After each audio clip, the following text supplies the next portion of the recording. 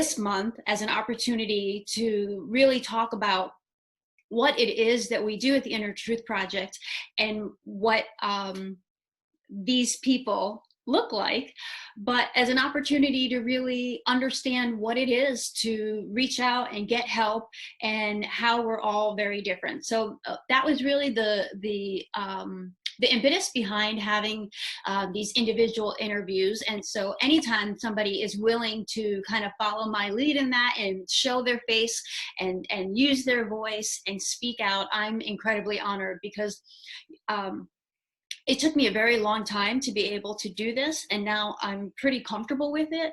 But I do remember what it was like the very first time, and the second time, and the third time. And even now, I have times where my voice shakes, or I'll have a new memory and I say something and I'm like, I can't believe that I'm telling this in public to strangers. So I know what it must be like for you. I know you're nervous, and sometimes it's even a little nerve-wracking for somebody who is listening. So before we get started, I just want anybody who is listening to know that if at any point you hear something that makes you uncomfortable, makes you feel like you're not ready to hear it, it's totally cool, we get it, you can log right off.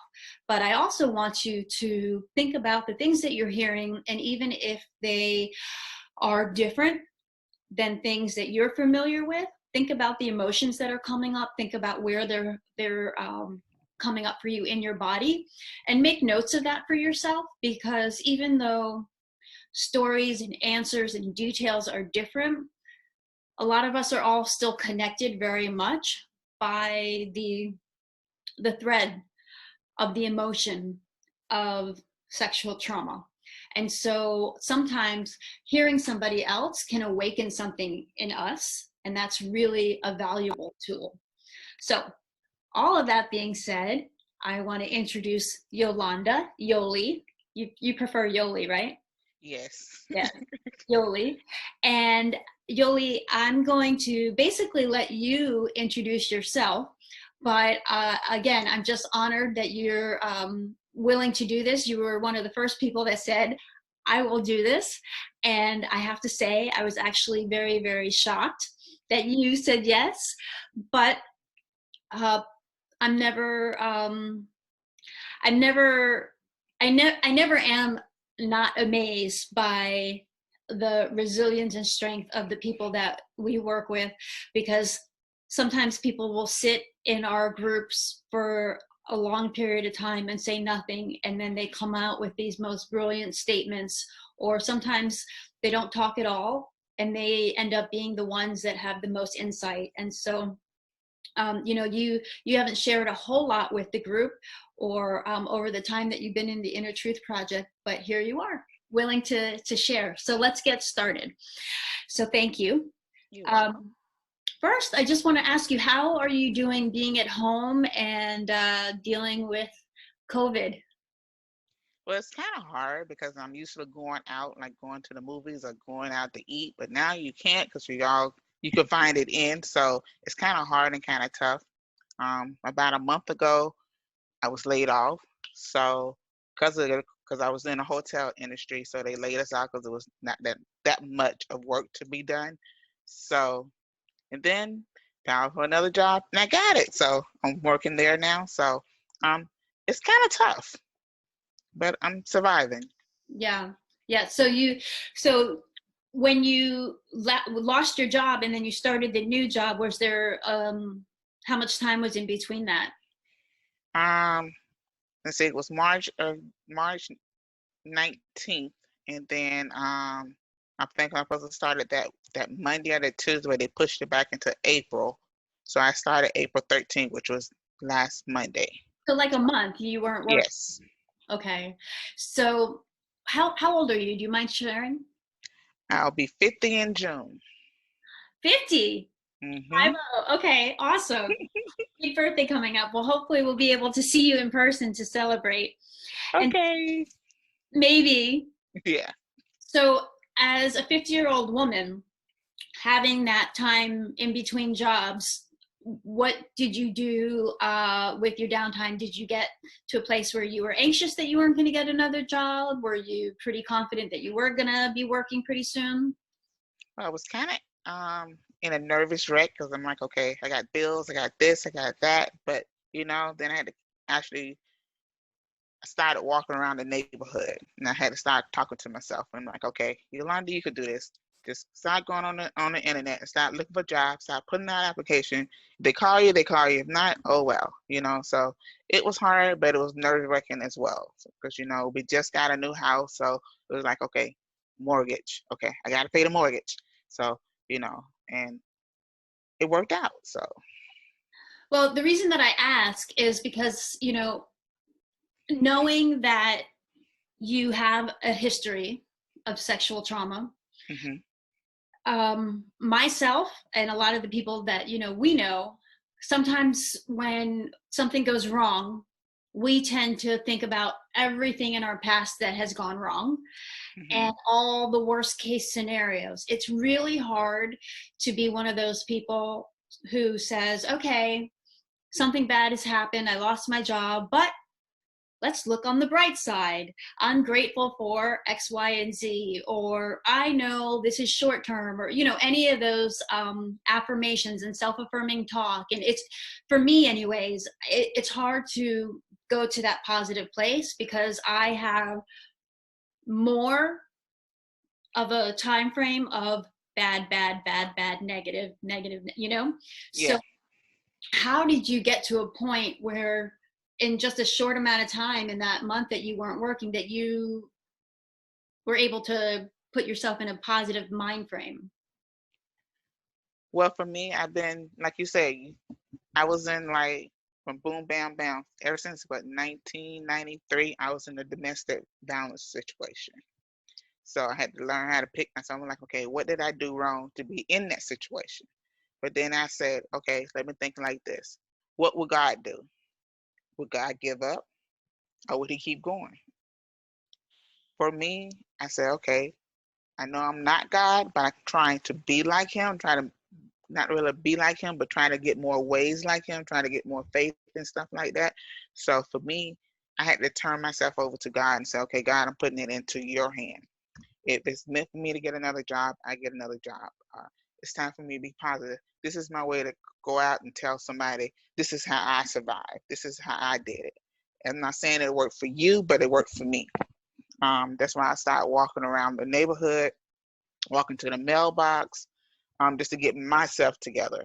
Because if I would have stayed in the house, I probably would have broke down, had a nervous breakdown. But Right. I had to get out the house. So I haven't actually met God. I've been trying. hmm It's on my wish list. So I don't know that you're not God. Okay. I'm still waiting. I'm still waiting for the knock on the door for hello. I'm God. Hello. So Okay. you don't know. Yeah. But what I'm curious about is like you made it sound so easy, like you were in this domestic relationship and then you just decided, well, what would God do? I actually have a t-shirt that says what would Joan Jett do, but we all believe in different things or whatever. Yeah. So how did you, that doesn't just come from somewhere. I mean, how, It doesn't.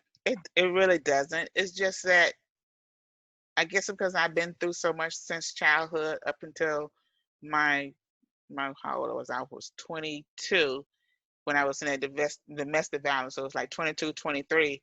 So I don't know. Maybe because I had my mother prayed a lot. Maybe I had a lot of people praying around me. I mean, I really can't explain it that well, but it was, I guess my faith was building up.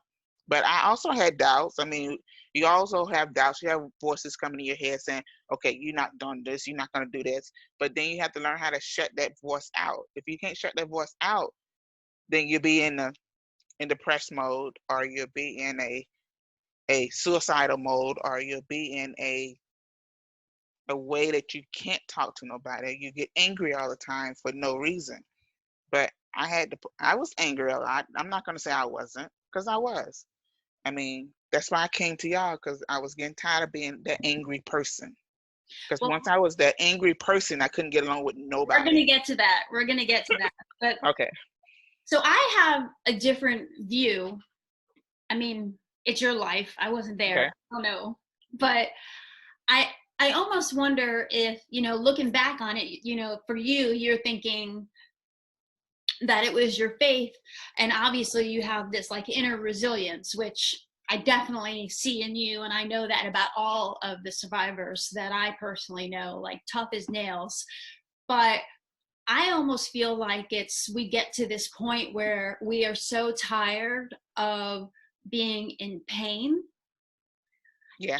And it's it's almost like maybe it's not a physical breaking point, and maybe it's not even a conscious breaking point, and maybe it is one of those moments. For some people it is, the heavens open and it's like life is going to change for you, you have a decision to make. Or maybe it is, you've been in bed for 16 days straight, or you haven't eaten, or you've eaten everything, or whatever it is. But for so many of us, I feel like it's just, we are tired of that pain.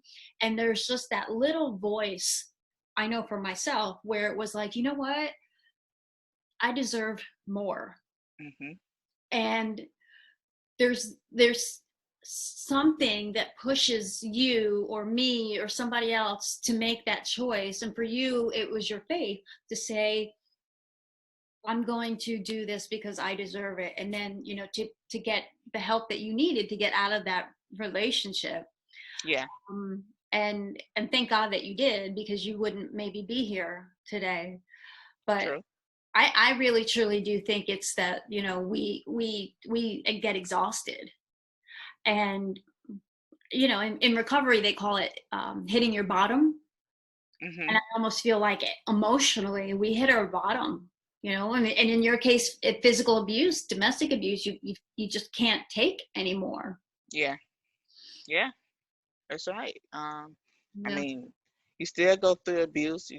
Every day on your work. I mean, you still gonna get somebody either gonna don't know how to talk to you or treat you or whatever. But you got to look at them like, okay, maybe they having a bad day. I don't know. Or maybe I'm having a bad day and I'm taking it wrong. Who knows? Right. But you just have to sit back and just relax and just take a deep breath and say, okay, what can I do to make this better? Or what can I do to turn things around? So you mentioned something about trying to figure out how you got into the relationship. You said, what did I do wrong to get into the relationship, in that domestic abuse relationship? Hmm. Do you look back on it now and feel like there were things that you did wrong to get into that relationship? Not now, but after I got out of it, I did. Good. Because it was like, okay, what if I would have did this? What if I would have did that?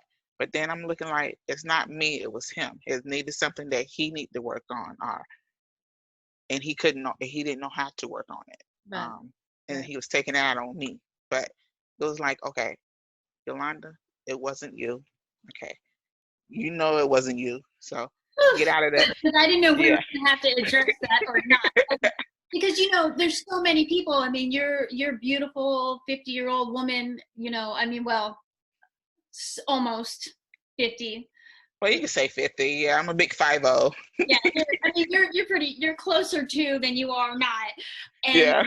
but there are women that are way past their 50s, and they're still, you hear it all the time. I attract all the assholes. I don't know why I keep putting myself in this situation. I don't know why everything happens to me like. And it's like, okay, listen, we have to take responsibility for the choices that we make, but there are reasons that we are in these patterns, and most of it stems from the conditioning of our childhood and the way that we view ourselves, not because we're at fault Hmm. for putting ourselves in these relationships. So there's a difference. We can take responsibility without saying that we are responsible for the abuse. There's a difference. Yeah. And the blame does not lay on our shoulders. So I hear that you get that, which is awesome. Hmm. Here you are, 46, 47 years old, and what was going on that you were still so angry that you decided that you needed to get help? After that, then I kept being angry, and then me and my younger sister was trying to get along, and heads. So I had to do like a self, I guess, meditation for me to figure out what's really going on. And I prayed and asked God. I said, "Okay, God, can you show me what am I doing wrong? God, can you show me why am I so angry?" And then it like something just came to me and they said, "Because you was abused, you was molested." I'm like, "No, I wasn't." I was still being denial, but it was like, "No, I wasn't." Wait, He so was you're like, saying this in your head and then telling yourself, no, you weren't? "Yes." And then all of a sudden I just started crying. I'm like, okay. Then I started remembering things about what happened when I got abused, when I got molested. Um, and I'm like, okay, I guess I am. But then I didn't know how to tell nobody about it because it happened when I was really, really young. I think I was probably like 6 or 7. Still can't remember the age, but I know I'm like 7 years different from my older sister. And we used to always go to my grandmother's house. So it was like, I think she was like 16, 15. So I had to be like 8 or maybe 7 when it started. So I'm like, okay, I guess I am. And then something, my little sister came and she said something to me. I think we butted heads and she was like, "What is wrong?" And then I just started crying and I told her. And that's when she came and found me a place to go because she works, and she said, "Okay, we're going to go here." I'm like, "Where are we going?" "Oh, Now, we got a place." so now there's people listening to you tell your story. They don't know your sister, but I remember the day she walked into the Inner Truth Project like a bat out of hell. She walked in and she was like, "All right, what's going on here? I need the tour, and I need to know exactly how this place operates because." And she didn't tell me you were her sister. She said, "My best friend needs help, and I don't know that she's going to come here. She doesn't know I'm here." And we're like, "Well, you can't force somebody to get help." And she goes, "Oh no, I will."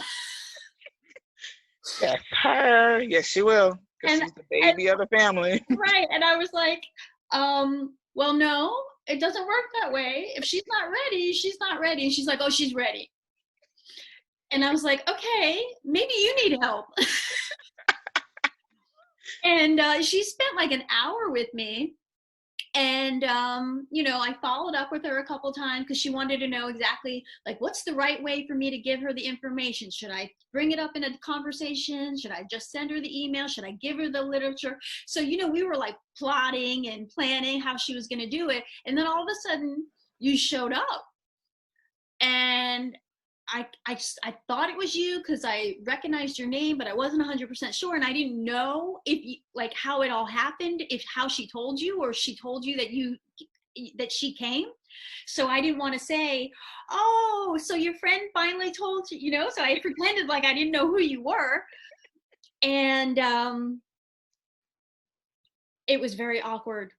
I could imagine because I know my sister, and yes, she could be very pushy. So how, when she first gave you the information about the Inner Truth Project, or even just saying it was a support group, and here you're still trying to remember and feel all these feelings about being molested, were you even thinking that you needed a support group? Not at the time, I didn't. But then more, I think she came to me. I'm trying to figure out how she said it. Because I think that day was doing yoga. It was chair yoga and regular yoga that night, and y'all had the dinner thing. Um, I think she said we're gonna go to this. I think she actually told me where it was, and it was Inner Truth Project, and she said it's deal with the sexual trauma, and I was like, I was still hesitant. I'm like, I don't really want to go, but I'm gonna go ahead and go because she went to the place and got all the information, so I went on ahead and went, and it was very scary, very nervous because I didn't know, but when I got there, I realized I wasn't the only one that actually doesn't talk about a lot of things because in our culture or anybody else's culture we don't talk about things. We keep everything inside the four walls of your house. We don't Me- go out and say anything. Meaning like being African American? Yes. Yeah. Yeah. Well, and sometimes I worry about that because we overwhelmingly have a Caucasian group, Hmm. and we have so many women from different colors that call and email me, but when they show up, they feel like that they don't belong because there're just so many more white women. And it's so hard because I'm like, well, unless you continue coming, it's never going to grow. And it's hard to find that balance, but it's also, there's just such a difference in generational families, Mhm. in Hispanic families, Haitian families, a lot of Black families, like, it's just, you don't talk about it. No.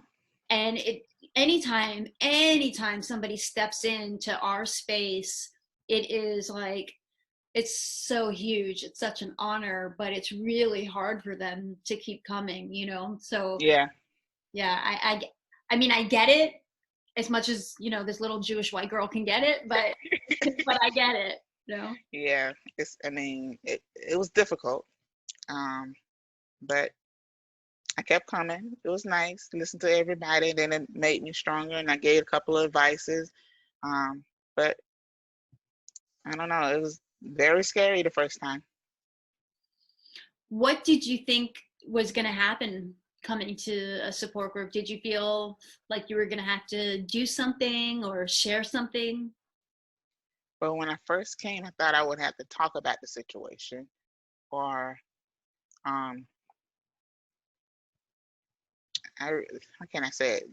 Either thought I had to talk about what happened to me, and I really didn't know all the full details yet, and or either I had to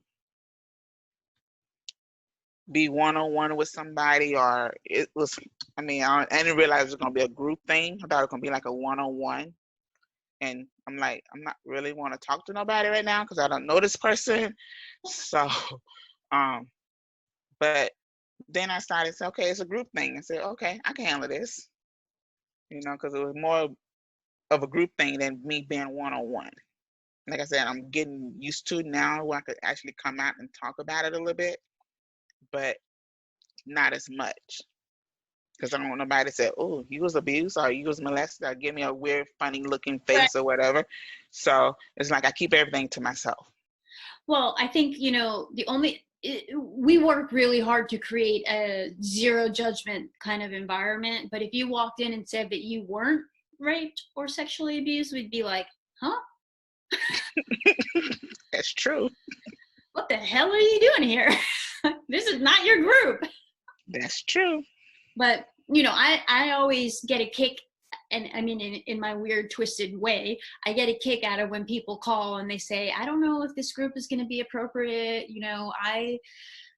I'm a cutter, or, I was molested in satanic rituals, or I have multiple personality disorder. And I'm like, oh, cool. You'll fit right in. Okay. Yeah. And then they show up, and to help them feel comfortable, I'll say, okay, show of hands, how many people in here have more than one perpetrator? And like almost everybody's hand goes up, and like that person's eyes just like bug out of their head, or I'll say, how many of you in here are addicted to a substance or have body image issues, or whatever the question is, and everybody's hands go up, and it's like, oh my goodness, it's just, Hmm. it's the best feeling, because like our skin color may be different, our cultural background may be different, our perpetrators may be different, but Hmm. I know for me, I always felt like, I don't know, I had an okay time coming to terms with the fact that I was molested, but I always felt like there was something really wrong with me because I had been raped, and then I had been raped again. And I said, that no, that doesn't happen to some, nobody has multiple perpetrators, like I'm super like mega slut that this has happened so many times. Clearly something's wrong with me and I'm doing this, Hmm. like if it happens to you once, that's normal. but nobody has it happen more than once, and nobody has a mom that tells them, you know, that they're making it up, like all these things that I said in my head. So when I started to hear all of these people that were like, oh yeah, I've got like 6 perpetrators, I was like, what? You know, Yeah. and it's like their whole life is different, their whole background is different, you know. So I think that to me is like the coolest thing about the group. But what was the one thing that surprised you the most about being around other survivors? Um, I don't think I had too many surprises. I believe it was like you were saying earlier, how you hear that people had more than one perpetrator. And you was like, what? No, how could that be? But but to me, I was only one. Um, but I guess you can have multiples. I really don't know. I mean, it didn't happen to me, number one, maybe because I was too overprotective of myself to actually let it happen again. I don't know. It's just for me. Um, Well, a lot of times people, you know, in my experience, you know, when you have childhood abuse, childhood sexual abuse or physical abuse, and you grow up feeling like that is the extent of your worth, or that is the definition of love, then mhm, it's really hard to set the bar high when you are trying to get into a healthy relationship, because you don't really know what that looks like. And then many of those women end up in abusive relationships. So it may not gotcha. be a sexual perpetrator, but it becomes a physical perpetrator. So if you just meet somebody and you're like, yeah, I was molested as a kid and then I was in a domestic violence situation, you know, sometimes somebody who doesn't understand will be like, how does that keep happening? Mhm, that's true. We get it because, you know, like I said earlier, it's all about that conditioning from a very early age, that this is what I deserve. This is what I'm worth. This is what love is. This is what a healthy relationship is. This is what boundaries are. You know, when you're taught that, then that's Mhm, what you expect. mhm, You that's know, true. Because uh, as I was growing up, my dad was abusive to her, but I didn't find out that until after I got into my domestic violence. So I yeah, see your point now. Okay, yeah. it makes sense. But you know, looking back on all of that too, just should be even more reason why you should celebrate how strong you are and how amazing you are too, because you know, people who have no adversity, Mhm. um you know, they're like the people who walk down a street and they have no wind pushing them and they have no hills to climb, and they're like, oh, I made it from point A to point B. Well, big whoop-de-doo. But you know, when you look back and you're like, I climbed over every friggin' mountain and I didn't even have shoes on, and you know, I had the tailwind pushing me the whole time, it's like, yeah, I did that. Yeah, And I yeah, am that's here. true. I am here. And that's why when you lose a job and you don't know if you're going to get another job, you know, I can handle this. I got this because I've already been down that road with no shoes and the tailwind, and I'm good. Yeah, that's true. And that's why Okay. I use that term, survivors, because we've survived it, you know. And I just I, I can't I can't say that I am happy that I have gone through the things that I have, but I don't know that I would change it in any way at this point, because you know, it's made us so incredibly tough. That's true. I always say that. So if I could change the things that I did, go back and change the things that I have done and have did and have been through, would I? Now, I would say no, because where would I be at now? Who knows? Yeah. Are there things that you still have that come up that you still are remembering about being molested? Um, every now and then, like bathroom, I can't have a window in my bathroom because I used to always think that when I was younger, when I was in there taking a bath in my grandmother's house, I was always thought he was like looking in the window or something. So I can't have a window in my bathroom, not in like a regular bathroom, because it like eerie's me. Yeah. But other than that, Every now and then I go back and be like, okay, should I go tell the person, let's go off on him? I said, no, because I said eventually he's gonna suffer. He's gonna go through something, which he is. Um, I think he has Crohn's disease or something like that. So I said until he actually admit what he's done, because I found out I'm not the only one he's done it to as a family member. So he'll get it. So So this is so incredibly inappropriate, but you know me. okay. And this wouldn't be anything having to do with Mindy if it wasn't inappropriate. But Crohn's disease is awful. And when my son was in sixth grade, he did a report on Crohn's disease. And I will never forget that he came running downstairs after doing all of this research. And he said, Mom, I just did all of this research on this awful, awful, awful disease, and I hope that none of us ever get it. And I said, well, tell me about it. And he's like, you literally shit all day, all the time. It's horrible. You could be out in public and you could poop all over yourself.